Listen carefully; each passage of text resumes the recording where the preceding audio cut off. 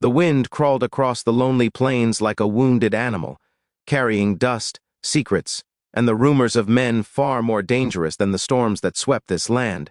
Yet none of them struck fear into the quiet widow Anna Grayson the way the name Cole Maddox did.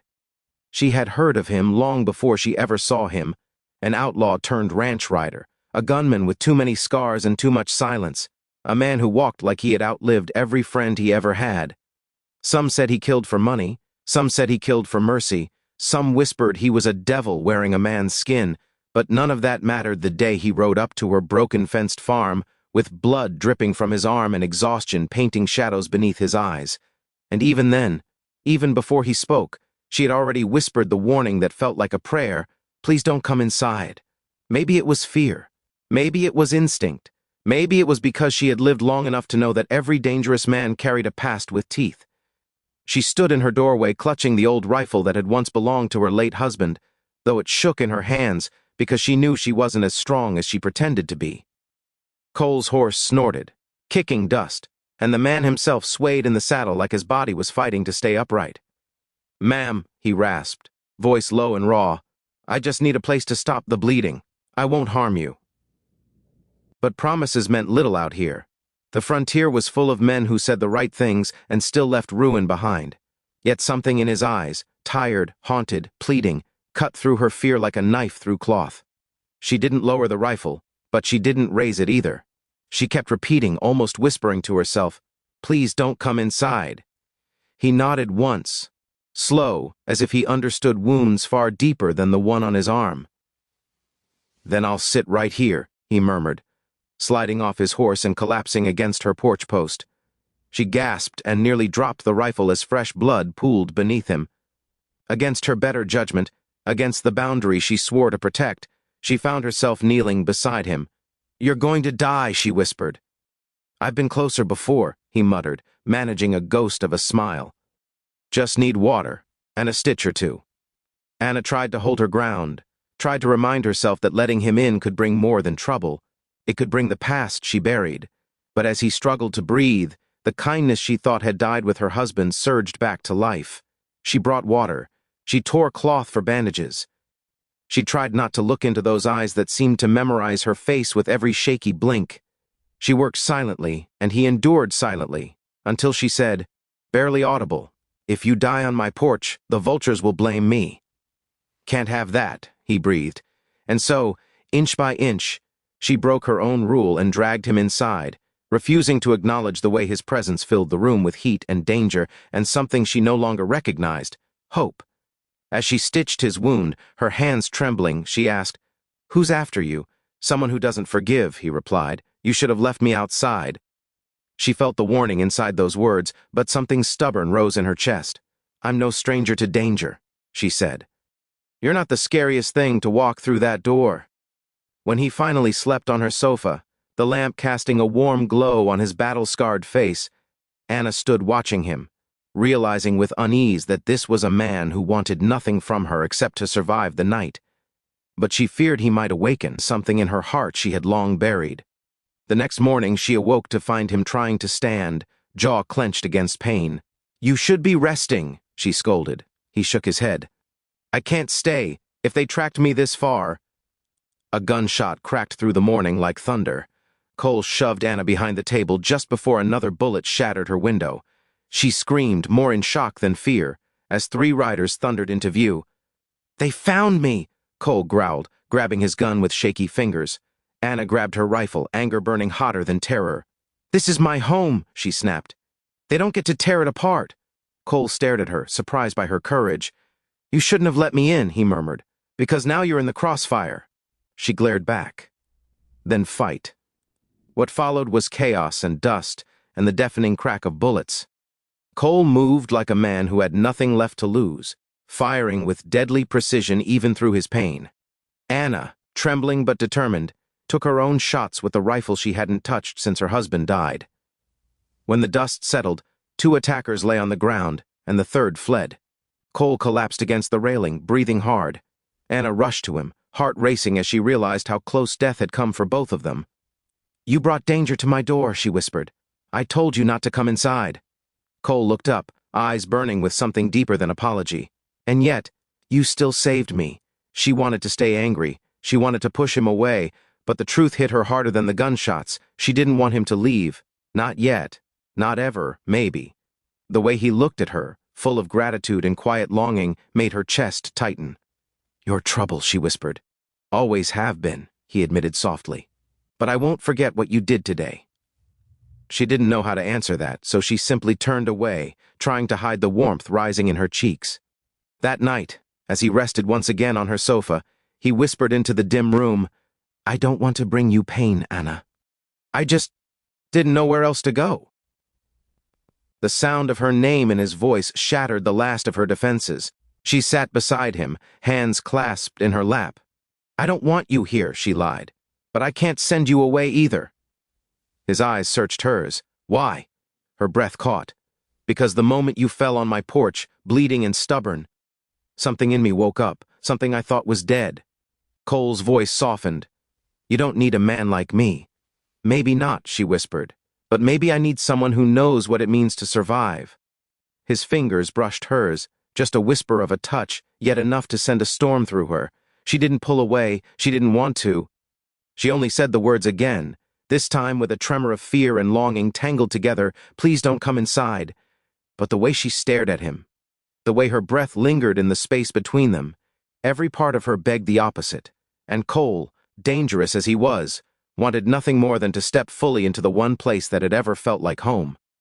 As the lantern flickered between them, as silence wrapped around their hearts, neither of them knew the truth waiting on the road outside. Someone else was coming. Someone who would shatter every fragile thing growing between them. Someone who knew Anna's past. Someone who wanted Cole dead. And the warning she had once whispered would become the very sentence that could save both their lives, or break them forever. But for now, in the quiet hum of the dim room, only one thought filled the air. Danger had brought them together. But something far more powerful was about to keep them that way. And for viewers following this wild frontier tale, don't forget to hit subscribe, because this story is only getting started, and the next chapter will leave you breathless. The next sunrise came slow and uneasy, washing over the plains with the quiet suspicion of a world holding its breath, and Anna felt that same weight settle in her chest as she stood on her porch, staring at the shattered glass from yesterday's gunfight, wondering how a man like Cole Maddox had torn into her life like a storm she never saw coming. He was awake before she was, leaning against the kitchen counter with his shirt half-buttoned, the bandage she'd placed on his shoulder spotted with fresh blood, but his eyes were sharper now, more alert, like a man who expected danger to walk through every door. "You should be lying down," Anna said, trying to sound firm, though the exhaustion in her voice softened the words. "I've rested enough," Cole replied, though the tightness in his jaw betrayed the pain he tried to hide. "They'll be back. Men like that don't give up easy." She swallowed hard, fingers tightening around the mug in her hand. "And what is it they want with you?" He hesitated, something that made her breath still, and she realized there were truths he hadn't told her, shadows he carried that were darker than any outlaw rumor. "They think I took something," he said at last, "something that belongs to them." Anna tilted her head, worry coiling through her. "Did you?" His silence was answer enough, but before she could press further, the distant rumble of hoofbeats trembled across the ground, faint but approaching. Cole stiffened instantly. Anna froze. "Already?" she whispered. Cole grabbed his gun with one hand, his coat with the other. "I have to go," he said. "Now." She stepped in front of the door, heart pounding so hard she thought it might break her ribs. "You can't ride like that. You'll die before you reach the river. If I stay, you'll die," he shot back. "Anna, I won't let them touch you." Something fierce rose in her throat. Fear, anger, something she didn't want to name because it burned too deep. "Stop deciding for me," she said. "This is my home, my land, my battle now." Cole stared at her like she was something he didn't know how to hold or protect or walk away from. And for the first time, his hard, dangerous facade cracked. "You don't understand," he murmured. "I'm not the kind of man who gets to stay. Every place I stop, trouble follows. Every person who helps me ends up bleeding. I'm still standing," she fired back. "And I'm not afraid of you, Cole Maddox." Something in him shifted then, slowly, painfully, as if her words reached a place he had kept locked behind iron bars, but the hoofbeats grew louder, closer, vibrating through the floorboards. Cole swore under his breath. "Go out the back," Anna said quickly. "We'll slip through the ravine. I know this land better than anyone." He opened his mouth to argue, but she was already grabbing her coat and rifle, her eyes burning with a resolve that left no room for debate. And so the dangerous cowboy followed the widow who once begged him not to come inside, running with her through tall grass and twisted brush as the riders stormed onto her land. They reached the ravine just as three men dismounted near her house, one tall, one broad, one with a hat pulled low enough to hide his face. Cole cursed softly. "That one in the hat, he's the one I warned you about." Anna studied the men carefully. "Why are they here? What did you take?" Cole hesitated again, breath unsteady. "A ledger," he said, "written by the man who runs every criminal deal between here and New Mexico. If it gets out, a lot of powerful men fall. A lot of innocent people get free." Anna blinked, startled by the weight of it. "So you stole it to help people?" Cole shook his head. "I stole it because I was tired of watching suffering. Maybe I'm no hero, but I ain't letting monsters run free." She stared at him, realizing that the danger around him was not just the violence he carried, but the goodness buried beneath it, goodness that got men killed. "Where is the ledger now?" she asked. "Hidden," he replied, "and they'll tear apart everything you own until they find it." Anna took a breath. "Then we won't let them." They moved deeper into the ravine, stepping carefully among stones and tangled roots, but one wrong shift of weight sent a rock tumbling. The sound echoed like a shot. "There!" a voice shouted behind them. "In the ravine!" Cole grabbed Anna's hand, pulling her forward. They ran, hearts pounding, boots hammering against the earth as bullets cracked overhead and dust sprayed around their feet. Cole shielded her with his body as they ducked behind a fallen tree. "Stay low," he whispered, "and don't stop running when I tell you." "I'm not leaving you," Anna whispered fiercely. Cole gave her a look sharp enough to pierce bone. "You will if I fall, promise me." She shook her head, tears burning at the corners of her eyes. "Don't ask me to do that." He exhaled, rough and pained. "Then stay close." They moved again, climbing up the slope, pushing through brush, until the land opened into a rocky clearing with nowhere left to hide. The three riders spread out, surrounding them with guns raised. Cole stepped in front of Anna, though blood soaked through his shirt now. The man in the dark hat approached, voice low and cruel. "You should have stayed dead, Maddox." Cole's eyes hardened. "You'll have to try again." The man laughed. "We know you hid the ledger somewhere on this widow's land. Hand it over, and maybe we won't burn her place to the ground." Anna felt her stomach twist. Cole lifted his chin. "You'll never find it." "Then she suffers," the man replied, aiming his pistol at Anna. And in that moment, something inside Cole snapped like a rope pulled too tight. He stepped forward, gun raised, body trembling but filled with a fury she had never seen. "You touch her, and I swear your last breath will be my favorite memory." The man smirked. "So the outlaw has a heart."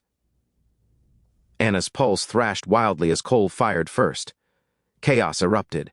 Gunshots flashing, smoke curling through the air, the sharp tang of gunpowder burning her throat.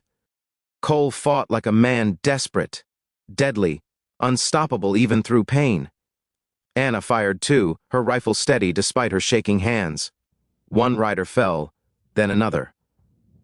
But the man in the dark hat was quick, too quick, and his bullet struck Cole in the ribs, sending him stumbling backward.